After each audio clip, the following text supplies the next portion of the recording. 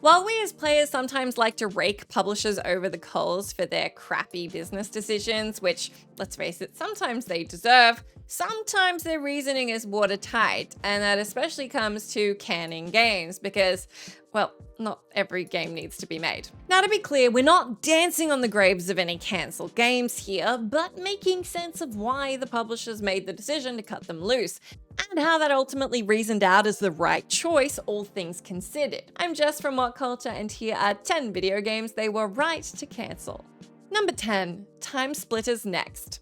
In 2021, Deep Silver announced a long-awaited reboot of the beloved FPS franchise Timesplitters, with original developer Free Radical Design even being reformed to oversee production, with numerous key personnel from the earlier games returning.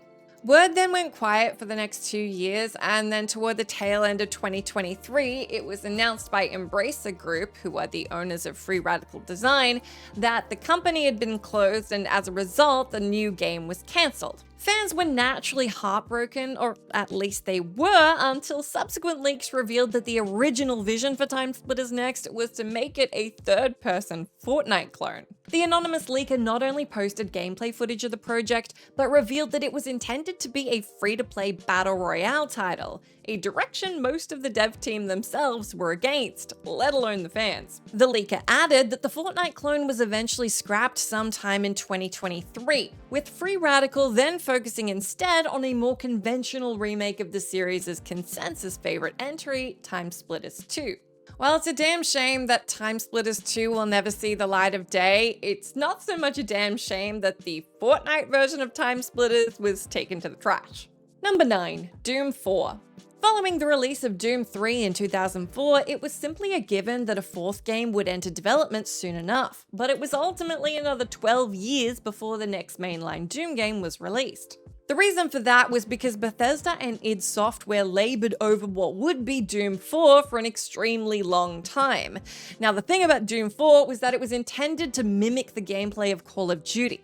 With its Earth-based setting, slower gameplay pace, abundance of scripted sequences, and regenerating health, fans disparagingly dubbed it Call of Doom.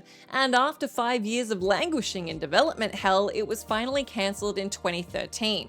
As frustrating as it was to go more than a whole decade without a new fully fledged Doom game, this process did prompt id Software to go back to basics for 2016's reboot, which surpassed all expectations and delivered one of the series' very best entries. Had Doom 4 been released in that original Call of Duty-esque version and then caught on with the Call of Duty crowd, it's no doubt that the entire future of the franchise would have changed, and probably for the worse. Number 8, SpiderMan The Great Web. A possibly controversial choice now, but earlier this year leaks revealed that Insomniac Games were working on a live service multiplayer Spider-Man game called SpiderMan The Great Web. The concept trailer implies that 5 players would have been able to team up, taking control of not only Peter Parker and Miles Morales, but also the likes of Spider-Gwen, Spider-Man 2099, and even Venom. By the time the existence of the game came to light, it had already been canned, quote-unquote, long ago.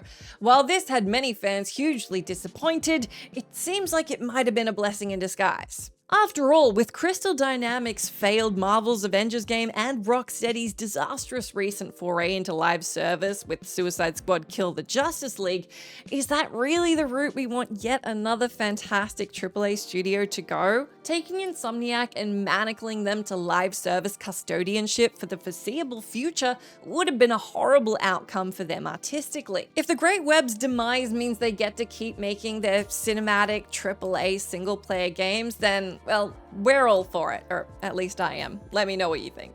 Number 7, Fable Legends. Fable Legends was announced in 2013, an asymmetrical free-to-play multiplayer game set in the Fable RPG franchise, where 4 heroes team up to do battle against a 5th player who, as the villain, commands an opposing army. Despite the game getting to the beta stage, it was ultimately cancelled in March of 2016, after a reported $75 million had already been sunk into it. At which point, Microsoft also closed developer Lionhead Studios. Now, this was absolutely a case of Microsoft having to rip the plaster off and decide to do away with the entire project. It's just a huge shame that Lionhead had to go along with it. First and foremost, the player reception to Fable Legends beta was massively mixed, with many suggesting it lacked the longevity to turn a profit as a free-to-play game. Moreover, there were many who simply felt it wasn't what they wanted out of the Fable franchise. Microsoft evidently got the memo, as the upcoming Fable reboot is set to be an action-adventure RPG title. Number 6, The Last of Us Online. In June of 2022, Naughty Dog confirmed that the planned multiplayer mode for The Last of Us Part 2 had expanded into its own standalone title, with a scale said to rival that of the single-player experience, while taking place in a part of the United States that had been previously unexplored in the series, assumed from concept art to be San Francisco. But reports of things getting a little rocky with the project emerged in 2023, as Sony said that they were beginning to reassess the long-term viability of the game. This then led a bunch of people to assume it had just been shelved. Last December, Naughty Dog formally confirmed that The Last of Us Online had indeed been cancelled, and while the news was a crushing disappointment to the franchise's passionate fans, their rationale made the decision to pull the plug seem absolutely vital. The developer explained that the game's scale and live service nature would have made it impossible for them to also develop the cinematic single-player games they built their brand on. So basically, they had to decide between, as a company, committing to that live service side where they'd constantly need to be developing, as is the nature of the way those games work, or they could keep making the AAA single-player experiences that we know and love. So luckily for us, really, they decided to pick the latter. A new multiplayer Last of Us game is a potential rich idea, but at the expense of one of the greatest AAA studios in gaming history doing what they do best? Not a chance. This was the only choice they could have made. Number 5, WWE 2K21. Well, there's no kind way to say it, and if you played it, I think you'd agree. WWE 2K20 was an absolute dumpster fire of a game.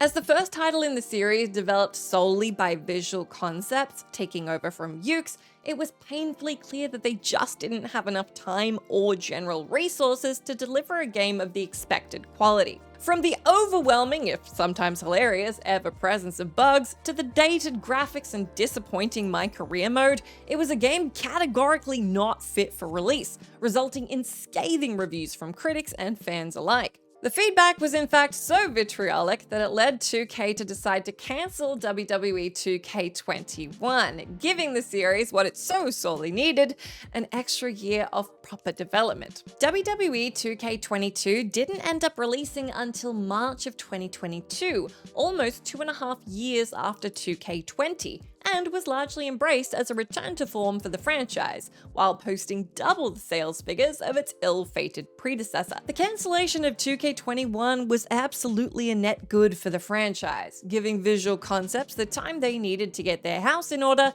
and prove they were worthy shepherds for the franchise moving forward. Confirming this, both subsequent releases, WWE 2K23 and 24, also proved to be solid games. Number 4, Batman The Dark Knight.